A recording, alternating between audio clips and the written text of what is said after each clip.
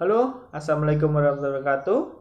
Nah, dalam kesempatan video ini, saya akan menjelaskan mengenai penyelesaian ekonomi syariah secara litigasi, yaitu mengenai gugatan sederhana. Nah, apa itu gugatan sederhana? Gugatan sederhana itu merupakan tata cara pemeriksaan di persidangan terhadap gugatan perdata yang mana nilai gugatan material itu paling banyak 200 juta yang diselesaikan dengan tata cara dan pembuktian yang sederhana. Nah, gugatan sederhana ini merupakan kewenangan dari peradilan agama tingkat 1 dan gugatan sederhana ini tidak adanya upaya hukum banding, kasasi maupun PK. Nah, yang selanjutnya yaitu syarat gugatan sederhana. Di sini terdapat 4 syarat. Syarat yang pertama yaitu hanya untuk perkara gugatan wanprestasi atau perbuatan melawan hukum dengan nilai gugatan material paling banyak 200 juta. Akan tetapi di sini mengalami perubahan yaitu mengenai nilai gugatan material yang menjadi paling banyak itu 500 juta. Hal itu pun diatur dalam Perma nomor 4 tahun 2019. Syarat yang kedua yaitu penggugat dan tergugat tidak boleh lebih dari satu kecuali memiliki kepentingan hukum yang sama.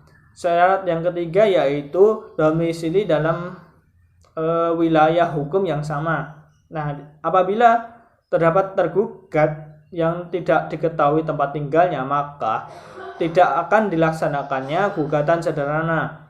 Nah, apabila terdapat penggugat yang berdomisili di luar wilayah hukum tergugat, maka penggugat harus menunjuk kuasa yang beralamat di domisili atau di wilayah hukum tergugat.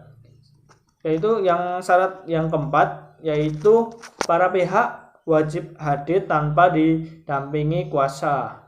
Itu diatur dalam Perma nomor 2 tahun 2015. Perubahan Perma boleh didampingi kuasa identil atau wakil dengan surat tugas dari instansi penggugat. Nah, yang selanjutnya yaitu mengenai yang tidak termasuk dalam gugatan sederhana. Itu seperti perkara yang penyelesaiannya itu melalui peradilan khusus, terus sengketa hak atas tanah, dan gugatan yang melebihi dari 200 juta. Nah, di sini kan tadi mengalami perubahan mengenai nilai gugatan material yaitu menjadi paling banyak 500 juta. Nah, apabila nilai gugatan itu di atas 500 juta maka tidak termasuk dalam gugatan sederhana. Selanjutnya adalah hukum acara. Dalam surat gugatan sederhana ini akan diperiksa dan diputus oleh hakim tunggal. Terus di sini habis itu terdapat tahapan dalam penyelesaian sengketa. Tahapan itu terdiri dari pendaftaran, yang mana pendaftaran itu harus dilampirkan bukti tertulis penggugat yang telah dilegalisasi. Tahapan yang kedua itu adalah pemeriksaan kelengkapan oleh panitera muda. Tahapan yang ketiga itu adalah pemeriksaan kependahuluan. Terus tahapan yang keempat itu penetapan hari sidang dan pemanggilan para pihak. Tahapan yang kelima ini adalah pemeriksaan sidang sampai dengan perdamaian. Tahapan yang keenam ini adalah pembuktian. Sedangkan tahapan yang terakhir itu yaitu putusan. Nah, setelah melalui tahapan penyelesaian sengketa, barulah nanti ada penyelesaian gugatan yang mana paling lama 25 hari sejak sidang pertama. Terus apabila setelah penyelesaian gugatan, PA dapat mengajukan atau membuatkan blanko gugatan sederhana yang meliputi identitas para pihak, penjelasan ringkas kedudukan perkaranya, dan tuntutan penggugat. Setelah peradilan agama membuatkan blanko, nanti akan melalui proses yaitu pendaftaran gugatan, penunjukan hakim, dan pemeriksaan pendahuluan paling lama 2 hari kerja. Selanjutnya adalah pemeriksaan pendahuluan. Dalam hal ini, sebelum penetapan hari sidang, hakim akan memeriksa materi gugatan, apakah gugatan itu sudah termasuk atau tidak. Jika hakim berpendapat perkara tersebut bukan termasuk gugatan sederhana, maka hakim membuat penetapan bahwa gugatan tersebut tidak termasuk dalam pengertian gugatan sederhana. Kemudian apabila itu tidak termasuk, maka hakim akan memerintahkan mencoret dari register dan memerintahkan untuk mengembalikan bajar biaya perkara. Terus terhadap penetapan tersebut tidak adanya upaya hukum apapun. Jadi itu akan bersifat final. Selanjutnya adalah panggilan dan kehadiran para pihak.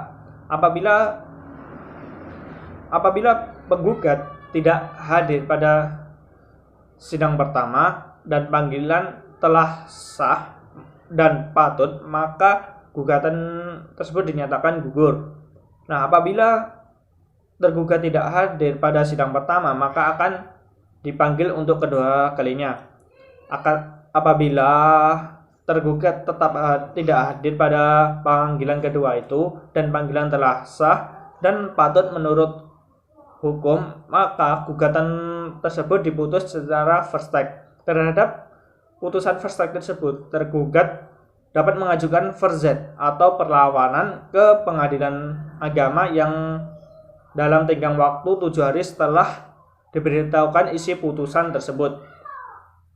Terus segera setelah putusan itu diucapkan, hakim wajib memberitahukan hak para pihak untuk mengajukan upaya hukum berupa keberatan terhadap putusan tersebut.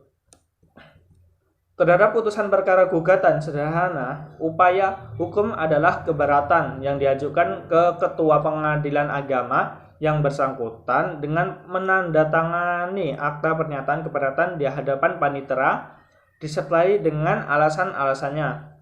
Keberatan tersebut diperiksa oleh hakim senior yang ditunjuk oleh ketua pengadilan agama di luar hakim yang memeriksa gugatan sederhana tersebut.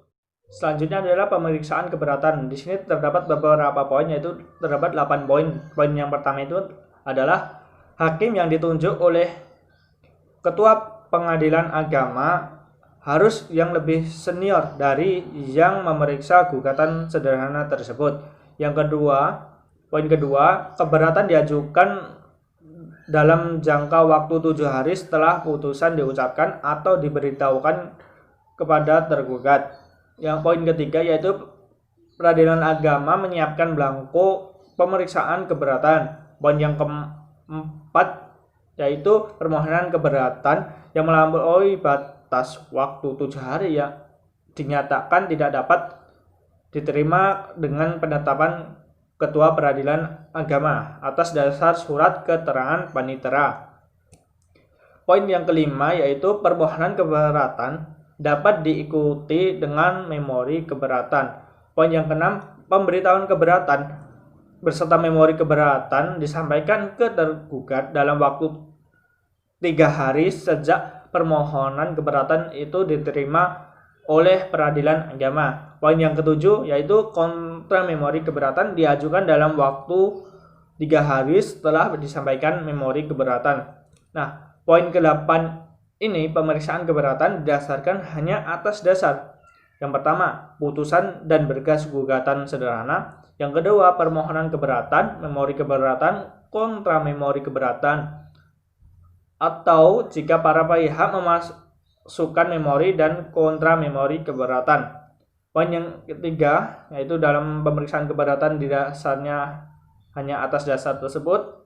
Poin yang ketiga ini adalah tidak ada pemeriksaan tambahan. Yang terus poin keempat, putusan keberatan diucapkan paling lama 7 hari setelah tanggal penetapan. Selanjutnya adalah pemberitahuan putusan keberatan. Di sini disampaikan kepada para pihak paling lama 3 hari sejak diucapkan. Terus putusan tersebut berkekuatan hukum tetap saat diberitahukan kepada para pihak. putusan keberatan adalah putusan akhir dan tidak terbuka upaya hukum apapun lagi. Nah, selanjutnya ini adalah pelaksanaan putusan. Di sini terbagi menjadi 10 poin dalam pelaksanaan putusan. Poin yang pertama adalah putusan gugatan sederhana yang tidak diajukan keberatan adalah berkekuatan hukum tetap. Poin yang kedua, jika ada keberatan terhadap putusan, maka putusan tersebut berkekuatan hukum tetap setelah keberatannya diputus oleh majelis hakim pemeriksa keberatan. Poin yang ketiga yaitu putusan yang berkekuatan hukum tetap dilaksanakan dengan sukarela. Terus poin yang keempat, jika tidak dilaksanakan secara sukarela, maka berlaku ketentuan hukum acara perdata. Poin yang kelima ini adalah pihak yang menang dapat mengajukan permohonan eksekusi ke Ketua Peradilan Agama. Terus yang poin yang keenam ini, Ketua Peradilan Agama mengeluarkan penetapan unmanning paling lambat 7 hari setelah menerima permohonan pelaksanaan putusan atau setelah membayar biaya dan didaftar atau melakukan pendaftaran. Poin yang ketujuh itu adalah Ketua Peradilan Agama menetapkan tanggal pelaksanaan unmanning paling lama 7 hari setelah penetapan unmanning itu sendiri.